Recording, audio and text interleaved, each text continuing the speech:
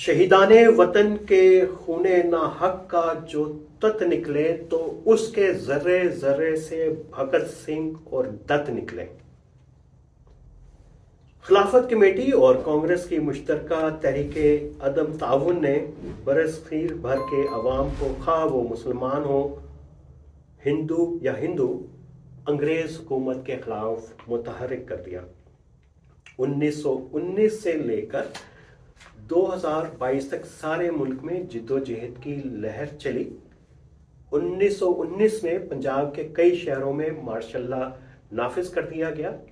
अवामी जिद्दोजहद का रेला 4 साल तक बरतानवी साम्राज्य की चट्टान से टकराता रहा। महात्मा गांधी ने इस जिद्दोजहद को पुरअमन तर्क मवालात की तहरीक का नाम दिया और ऐलान किया कि ये इस वक्त तक जारी रहेगी जब तक हिंदुस्तान को स्वराज यानी हुकूमत खुद मुख्तारी देने का ऐलान नहीं किया जाता। तालिब इल्मों को कहा गया कि वो तालीमी इदारे छोड़ दें। मुल्क के कई मकामात पर नेशनल कॉलेज और नेशनल यूनिवर्सिटियां कायम की गईं। देखिए, पाकिस्तान और हिंदुस्तान की तकसीम की वजह तो हम उसके ऊपर बात कर ही रहे हैं साथ साथ जब हम तलबा तहरीकों की बात करें, लेकिन ये जो हमारी सियासी क़यादत थी ये भी उस वक्त जो है वो बलूगत के मराहिल तय कर रही थी। पाकिस्तान और इस खत्ते में, बरसगीर में, हिंदुस्तान में सियासी कल्चर का आगाज़ जो है वो ज़ाहिर है कि वो सियासी जमातों का अंग्रेज़ों के आने के बाद ही हुआ। वो ह्यूम ने कांग्रेस बनाई थी, फिर मुस्लिम लीग जो है तनसीख बंगाल के नतीजे में बनी और इसी तरीके की डेवलपमेंट और मुख्तलिफ रैशनल इरैशनल फैसले जो हैं मुख्तलिफ क़यादतें लेती रही हैं।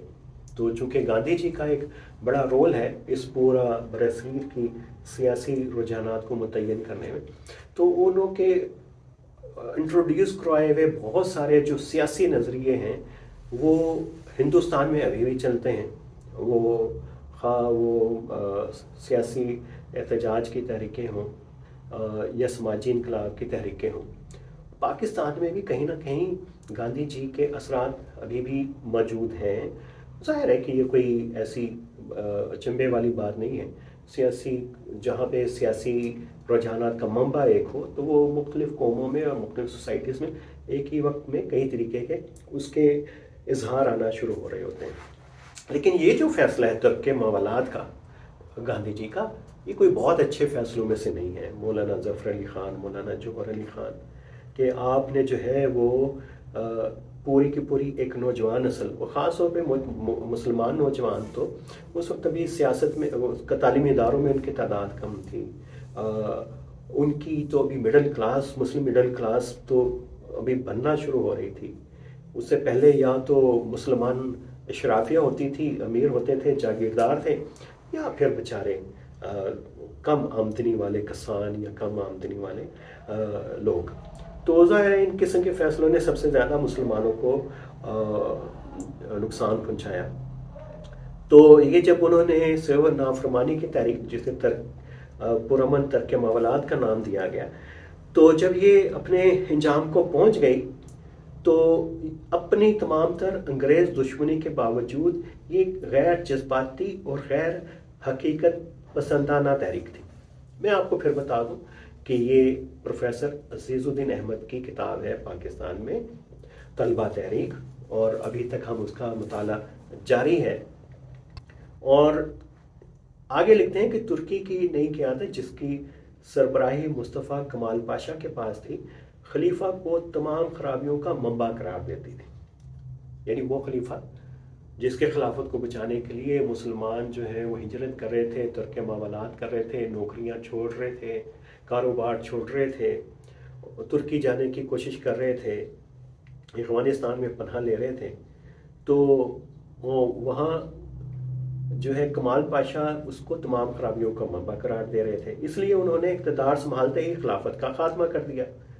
तुर्क क़यादत इस बैनुल-अक़वामियत पैन इस्लामिज़म से भी कोई हमदर्दी नहीं रखती थी जो खिलाफत कमेटी का बुनियादी नारा था।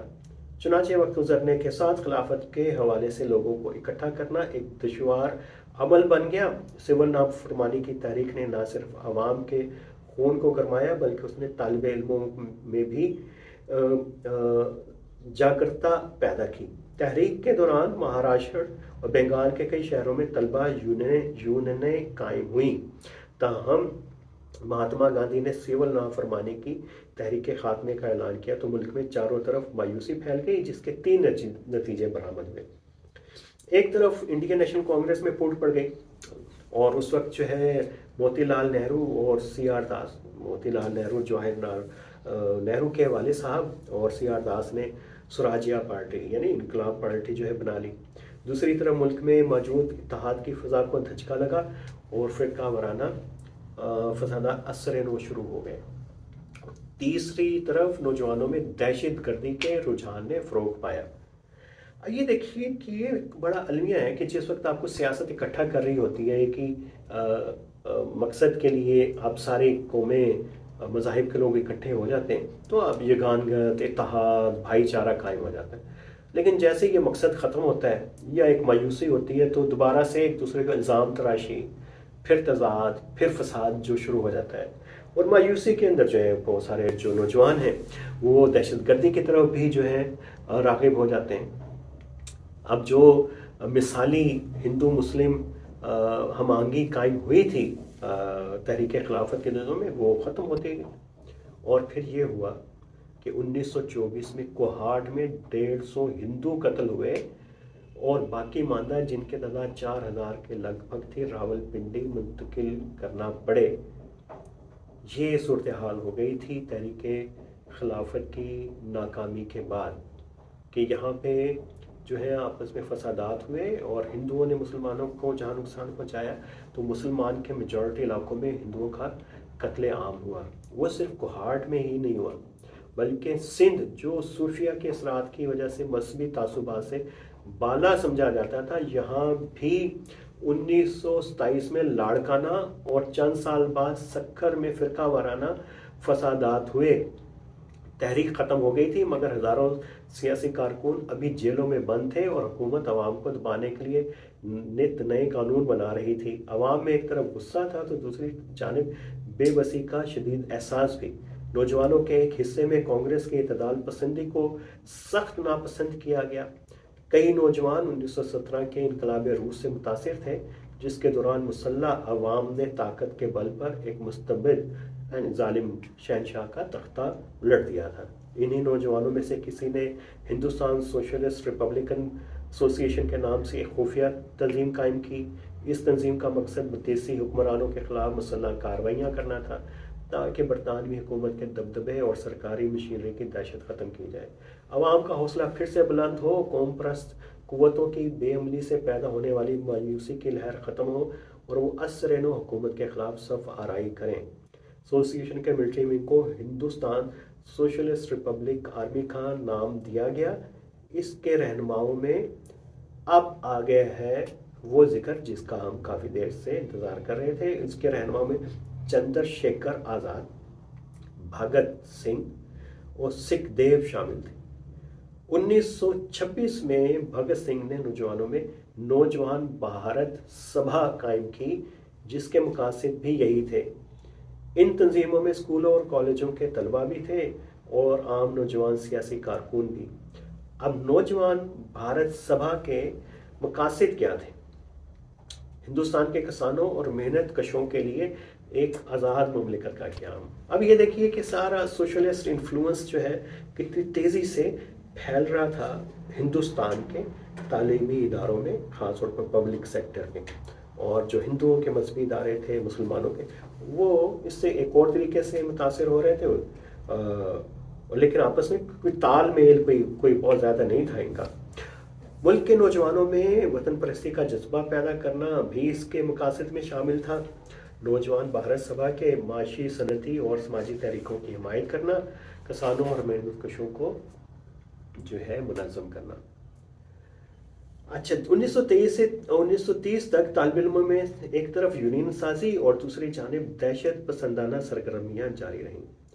भगत सिंह के बारे में عمومی طور پہ خیال ہے کہ وہ دہشت گردی کا حامی تھا، لیکن جو اس میں عزیز الدین صاحب نے جہاں سے تحقیق کی اور بڑے اتھینٹک سورسز سے انہوں نے جو ریسرچ کی ہے، وہ کہتے ہیں کہ بھگت سنگھ انفرادی دہشت گردی کے حامی نہیں تھے۔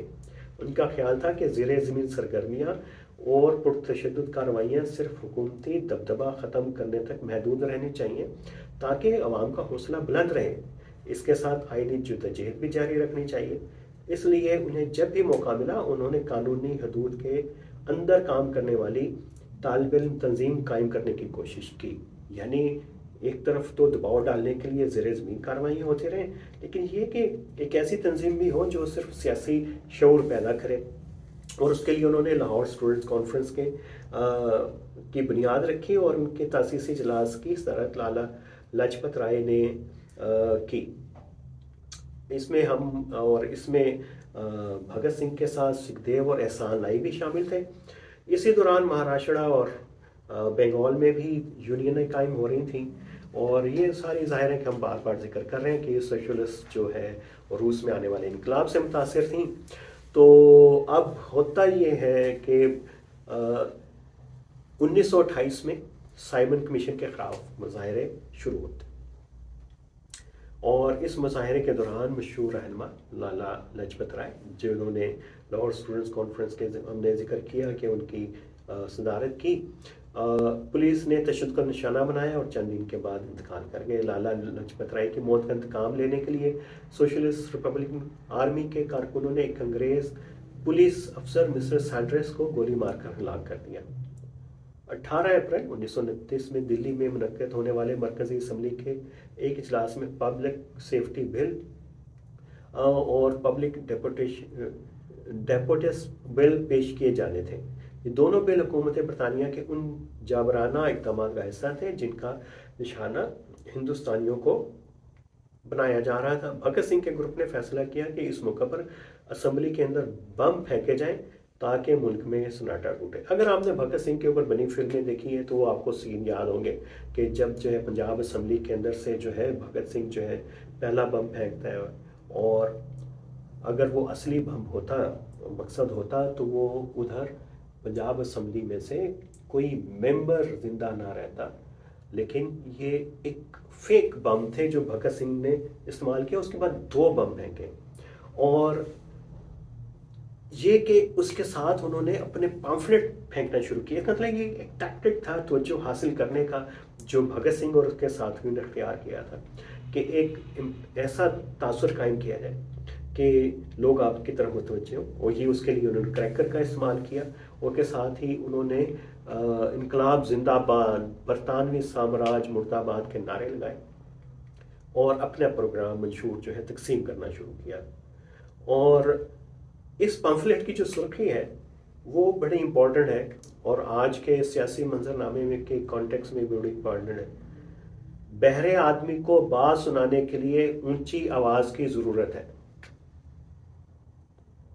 اس کے بعد ظاہر ہے کہ بھگت سنگھ اور دت کی گرفتاری کے بعد پولیس نے جگہ جگہ چھاپے مار کر بہت سارے انقلابیوں کو گرفتار کر لیا، اور 5 مہینے مقدمے کا ڈرامہ رچایا۔ اس کے بعد عدالت نے اکتوبر 1930 کو فیصلہ سنایا۔ بھگت سنگھ، راج گرو اور سکھ دیو کو پھانسی کی سزا سنا دی۔ 7 کو عمر قید اور باقیوں کو لمبی سزا سنائی گئی۔ 5 مہینے کے دوران بھگت سنگھ اور ان کے ساتھیوں نے جس جرت کا مظاہرہ کیا، اس نے ان تمام انقلابی نوجوانوں کو ہندوستان کی عوام کے آنکھ کا تارا بنا دیا تھا۔ جیل میں ہونے کے باوجود ان انقلابیوں نے کوئی بھی ایسا موقع ہاتھ سے نہیں جانے دیا جس سے ثابت کیا جا سکے کہ سیاسی کارکنوں کی قوت ارادی کے آگے دنیا کی سب سے طاقتور سامراجی طاقت بھی بے بس ہے۔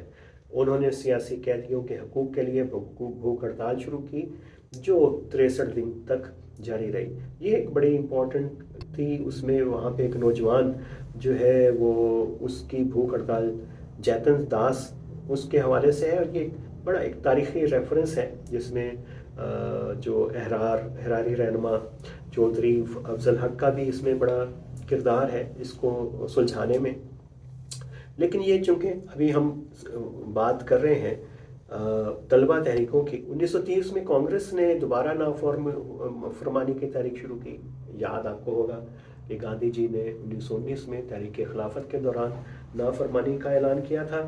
تو اب 1930 میں یہ اس کو ستیہ گرہ تحریک بھی کہتے ہیں، جس میں سارے ملک میں اسٹرائکوں، مظاہروں، سیاسی جلوسوں کا آغاز ہوا. تو فرقہ واریت کے لہر پھر دبے، یعنی جیسے جیسے آتی تھی کوئی تحریک شروع ہوتی تھی تو فرقہ واریت تقسیم جو ہے وہ پیچھے ہو. ایک کریکٹر ہے یہ ہندوستان کی، پاکستان کی، بنگلہ دیش کی سیاست کا. جب کوئی کامن جو چیلنج آتا ہے تو پھر سب اکٹھے ہو جاتے ہیں. لیکن یہ تھوڑا سا شاید ابھی پاکستان جو ہے ہلکا ہلکا سا ڈیویٹ کرنے لگ گیا ہے. ابھی جو دہشت گردی کے خلاف جو جنگ کے اوپر ہم قومی اتفاق رائے کی بات کر رہے ہیں، اب وہ اس میں لگتا ہے کہ وہ اتفاق رائے قائم نہیں ہو رہا. مختلف پارٹیاں جو ہیں وہ ایک مختلف نقطہ نظر رکھتی ہیں، یا ان کو پھر ہو سکتا ہے کہ دہشت گردی کے خلاف، انتہا پسندی کے خلاف جنگ کوئی جینون جنگ نہیں لگ رہی. ان کے سیاسی نظریات، ان کے منشور میں، ان کے کسی ذہن کے خانے میں، ان کے نظریاتی سیاسی چوکھٹے میں کہیں پہ فٹ یہ بات نہیں ہو رہی کہ قومی یگانگت، اتحاد کتنا ضروری ہے دہشت گردی کے خلاف. چلیں، یہ تو ایک جملہ متریزہ تھا. تو دوبارہ ہم شروع کرتے ہیں کہ یہ جیسے ہی دوبارہ 1930 کے اندر شروع ہوئی تحریک تو پھر فرقہ واریت کا عنصر کم ہونے لگا، اور پھر قیام ہوتا ہے آل انڈیا اسٹوڈنٹس فیڈریشن کا، جس کا ہم نے حوالہ دیا تھا پچھلے پروگرام میں، لکھنؤ میں 1936 میں. اور اس کانفرنس میں آل انڈیا اسٹوڈنٹس فیڈریشن کے نام سے ایک ملک گیر طالب علم تنظیم قائم کرنے کا فیصلہ کیا. یہ پہلی بڑی منظم سیاسی تنظیم تھی. ابھی تک آپ نے دیکھا کہ طلبہ تحریکیں تھیں، طلبہ تحریکیں سیاسی جماعتوں کے طور پہ کام کرتی تھیں. الگ سے وہ تنظیمیں بناتی تھیں جو سوشلسٹ جو رجحانات ہیں ان کے سے متاثر ہو کے، کمیونسٹ پارٹیز کا حصہ بن کے. لیکن کوئی طلبہ کے اپنے حقوق کی جو ہے نا باقاعدہ اور ایک نیشنلسٹ آئیڈیالوجی کے ساتھ جو ہے کوئی تنظیم جو موجود نہیں تھی. یہ اس سے جو خلا پیدا ہوا تھا اس کو پر کرنے کے لیے یہ بنی آل انڈیا اسٹوڈنٹس فیڈریشن، اور اس میں تقریباً 986 مندوبین نے شرکت کی تھی. اب یہ فیڈریشن ایک طرف ملک کے مختلف صوبوں ریاستوں کے طلبہ اور دوسری طرف ہندوستانی طلبہ اور دیگر ممالک کے طلبہ کے درمیان ثقافتی اور فکری تعاون کو فروغ دینے کے لیے بنائی گئی تھی. یہ چاہتی تھی فیڈریشن تعلیمی نظام میں اصلاحات بارے سفارشات جو ہم پیش کریں. طلبہ تنظیموں کے مفادات کا تحفظ بھی اس کی ذمہ داری تھی. فیڈریشن چاہتی تھی کہ طلبہ کو ملک کے مفید شہری بننے میں مدد فراہم کریں، سیاسی، سماجی اور معاشی امور کے بارے میں ان کا شعور بلند کریں تاکہ وہ قومی آزادی کے حصول کی جد و جہد میں حصہ لینے کے قابل بنے. کانفرنس کے منتظمین نے کوشش کی کہ وہ صدارت کے قائد اعظم اور پنڈت جواہر لال نہرو کو مدعو کریں. تو یہ ہم نے ذکر کیا تھا کہ یہ جیسے ہی اس میں پنڈت نہرو نے جو ہے وہ کمیونل مسئلے کے بارے میں بات کی جو تقریباً اس وقت بہت پیچھے چلا گیا تھا، اور قائد اعظم نے اس کو کہا، اس کے بارے میں اچھے جو ہے جذبات کا اظہار نہیں کیا تھا.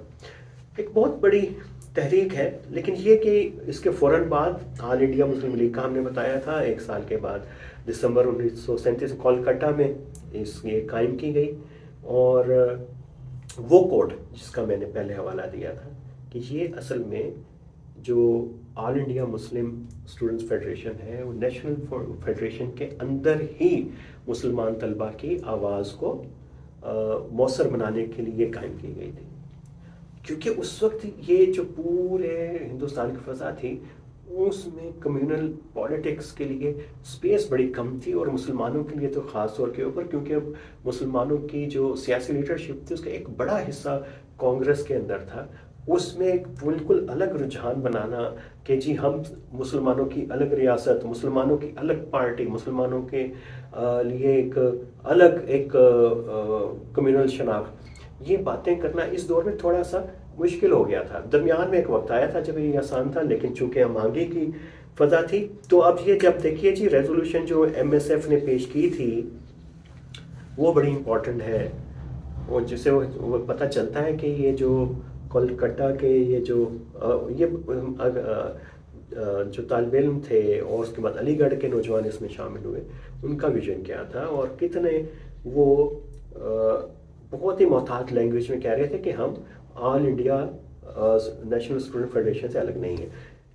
کوٹ: علی گڑھ یونیورسٹی کے طلباء کی یونین کی رائے میں یہ ضروری ہے کہ کل ہندوستان سطح پر مسلمان طلباء کی ایک مرکزی تنظیم قائم کی جائے جس کا نام آل انڈیا مسلم اسٹوڈنٹس فیڈریشن ہو، تاکہ مسلمان طلباء کو تمام یونیورسٹی کالجوں اور صوبوں میں ایک ایسا پلیٹ فارم میسر آ سکے جو ان کے سماجی تعلقات میں قربت پیدا کرے، ان کے درمیان بہتر ثقافتی، سیاسی اور معاشی اور مذہبی مفاہمت پیدا کرنے کا موجب بنے، ان میں باہمی رشتے کا احساس گہرا کرے، اور انہیں اس قابل بنائے کہ وہ مل جل کر آل انڈیا فیڈریشن کی سرگرمیوں میں زیادہ مؤثر آل انڈیا اسٹوڈنٹ فیڈریشن کی سرگرمیوں میں زیادہ مؤثر اور فائدہ مند حصہ لے سکیں.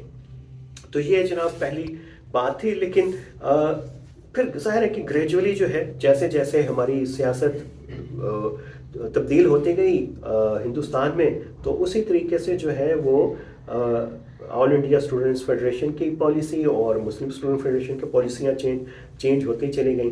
اور پھر ایم ایس ایف نے بڑی کوشش کی کہ مدارس کے طلباء کو بھی جو ہے وہ اپنے پلیٹ فارم میں لے کے آئے.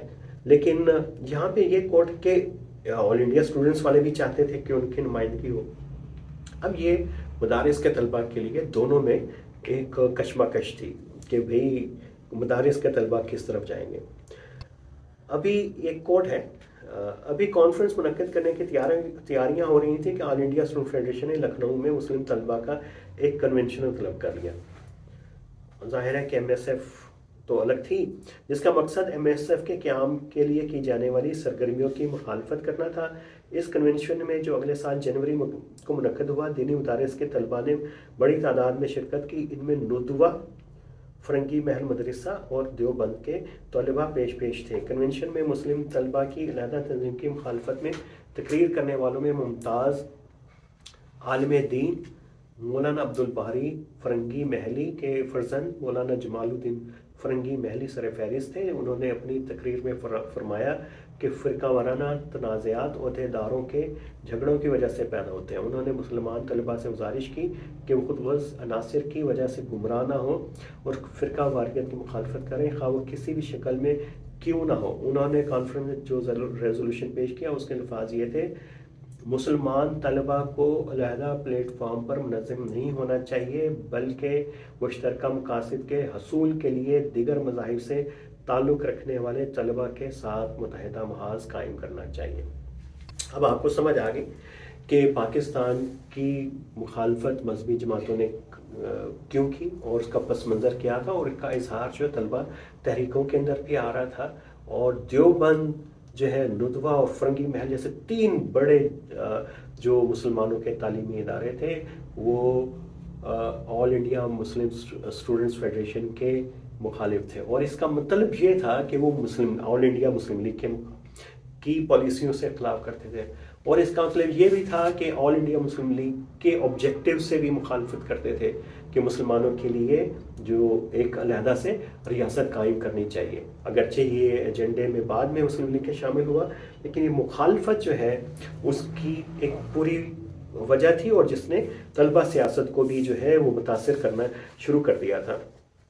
لیکن یہ کہ جیسے جیسے چیزیں آگے بڑھتی گئیں اور سیاست بھی آگے بڑھتی گئی، ایم ایس ایف کے مختلف دور میں مختلف صدور رہے. حمید نظامی صاحب ایک معروف صحافی، نوائے وقت کے بانی، میاں محمد شفیع، عبدالسلام خورشید، یہ ایسے نام ہیں جو، لیکن ایک جو بات جس کا ذکر ضروری ہے، اور اس کے بعد ہم یہ ہمارا چیپٹر مکمل ہو جائے گا کہ پاکستان بننے سے پہلے کیا طلبہ تحریکوں میں نوجوانوں کے سیاسی تحریکوں کے رجحانات تھے، کہ قائد اعظم اور باقی مسلم لیگ کی قیادت بار بار پنجاب کی मुस्लिम स्टूडेंट फेडरेशन के साथ ही इंगेज क्यों करती थी, इन्हीं की दावत पे बार बार पंजाब क्यों आती थी, क्योंकि मुसलमान तो बरसगीर के हर खत्े में आबाद थे और उधर मुस्लिम स्टूडेंट फेडरेशन की ब्रांचेस भी थी। सबसे पहले जो सबसे ज़्यादा कायदे आज़म ने, लियाकत अली ख़ान ने, मुस्लिम लीग की क़यादत ने MSF के इजलास अटेंड किए, वो लाहौर में पंजाब में हैं, और उसके बाद अलीगढ़ के अंदर है यूपी में। असल में वजह ये थी कि मुस्लिम लीग को पंजाब में चैलेंज जो है कांग्रेस से ज़्यादा यूनियनिस्ट पार्टी से दरपेश था। आपको पता होगा कि यूनियनिस्ट पार्टी पंजाब के बाअसर ज़िम्मेदारों की एक पार्टी थी जिसमें मुसलमान जो है उनका गलबा ज़्यादा था। अब ये समझ लीजिए कि एक वो मुसलमानों की ही पार्टी थी जिसमें कुछ और मज़ाहिब के लोग भी थे, और मुस्लिम लीग को सबसे ज़्यादा ख़तरा उसी से था। और MSF उनको लगता था कि ये जो है ना यूनियनिस्टों के गले में शगाफ डालने में मौसर किरदार अदा कर सकती है, और इसमें किसी दूसरे सूबे के तालिब इल्मों से काम लेना मुमकिन नहीं था। फिर ये कि चौधरी खलीक उज़्ज़मा भी आते रहे और सब लोग यहाँ जो हैं आते रहे, और उसके साथ ही जो है मुस्लिम वुमेन स्टूडेंट्स फेडरेशन का अमल भी क़याम में आया। तो ये भी एक बड़ा अहम वाक़या था कि इसका क़याम शाइस्ता इकरामुल्लाह की कोशिशों में हुआ। हुसैन शहीद सोहरवर्दी की इश्तम कज़न थी। हुसैन शहीद सोहरवर्दी मशरक़ी पाकिस्तान से पाकिस्तान के रहनुमा। तो जैसे मुस्लिम लीग बंगाल में बनी, तो मुस्लिम स्टूडेंट फेडरेशन भी वहीं से ही, आप समझिए कि वहीं से बनी। तो उसकी एक वजह थी, कुछ ड्रामे हुए कॉलेज में जिसके अंदर मुसलमानों की तज़हीक की गई। उन्होंने कहा जी कि मुस्लिम तालिबात ने कहा कि ये गलत है, हमें भी ड्रामा करने की इजाज़त दी जाए। जब इजाज़त नहीं मिली तो ये बात जो है इस पे मुंतज हुई कि हमें अपनी अलहदा से जद्दोजहद करनी चाहिए। लीजिए जी, हम पाकिस्तान बनने के करीब पहुंच गए हैं, और अभी तक हमने देखा मुख्तलिफ रुझानात और मुस्लिम स्टूडेंट फेडरेशन और उसका पंजाब में ज़ोर, और मुस्लिम लीग की हिकमत अमली के MSF को, पंजाब के नौजवानों को यूनियनिस्ट पार्टी के ख़िलाफ़ कैसे मुत्तहिद किया जाए, यूपी में इसको कैसे मुत्तहिद किया जाए। और नौजवानों ने एक चमत्कार, एक करिश्मा कर दिखाया कि मुस्लिम लीग ने हैरत अंगेज़ तौर के ऊपर मरकज़ी असम्बली के तमाम जो इंतखाबात थे उसमें तमाम नशिस्तें जीत ली। 100% कामयाबी हिंदुस्तान के इंतखाबात की तारीख में रिकॉर्ड हैसियत रखती थी। वोटों की गिनती से साबित हुआ कि बाकी 90% मुस्लिम वोटरों ने मुस्लिम लीगी उम्मीदवारों के हक़ में वोट दिए। इसके बाद जब सूबाई असम्बलियों के इंतखाबात शुरू हुए तो सूबा सरहद के अलावा, सूबा सरहद के ऊपर बात करेंगे, बाकी हर सूबे के मुस्लिम हलकों में मुस्लिम लीग ने 90% या इससे भी ज़्यादा मुस्लिम सीटें जीत लीं। इस कामयाबी में तलबा के अहम किरदार का एतराफ़ कई मुस्लिम लीग के रहनुमाओं ने किया। 17 जनवरी 1946 को मिस्टर जिन्ना ने लाहौर में पंजाब MSF के इजलास की सदारत की और अपने खिताब में तलबा के काम पर इत्मीनान का इजहार किया। और लेकिन हुआ ये कि मुस्लिम लीग की हुकूमत जो है पंजाब में नहीं बन सकी, बावजूद के तमाम मुस्लिम नशिस्तें जीतने के बाद। और वजह ये थी कि गवर्नर ने मुस्लिम लीग को दावत साजी की दावत न दी, चंद दिन टाल मटोल से काम लिया और इस दौरान अपनी पसंद की कोलिशन गवर्नमेंट बनाने का रास्ता साफ किया। जब असम्बली में यूनियनिस्ट कांग्रेस और अकाली इत्तेहाद, अकाली सिख पार्टी, तो यूनियनिस्ट पार्टी के खिजर हयात टवाना को कोलिशन गवर्नमेंट बनाने की दावत दी गई। तो जाहिर है इस तरह सूबे के मुस्लिम अक्सरियत हिज़्ब मुखालिफ बन गए। मुसलमानों के नज़दीक यूनियनिस्ट पार्टी का नाम कौम से गद्दारी का हम मानी बन गया। जल्द ही इस हुकूमत के ख़िलाफ़ जुलूस निकलने शुरू हो गए। जब इसने मुस्लिम लीग नेशनल गार्ड्स पर पाबंदी लगा दी तो सूबे में सिविल नाफरमानी शुरू हो गई। इस तहरीक की रूह रवां भी वही तलबा थे जिनका ताल्लुक मुस्लिम स्टूडेंट फेडरेशन से था।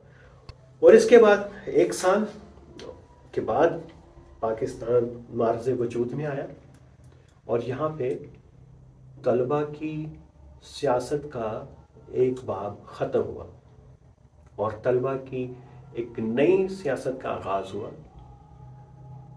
پہلے ایک مزاحمت کی ایک اور صورت تھی، اور اب پاکستان بننے کے بعد ایک نئی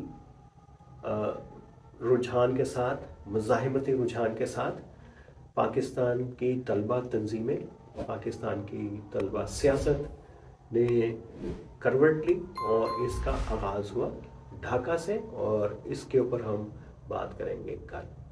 آج کے لیے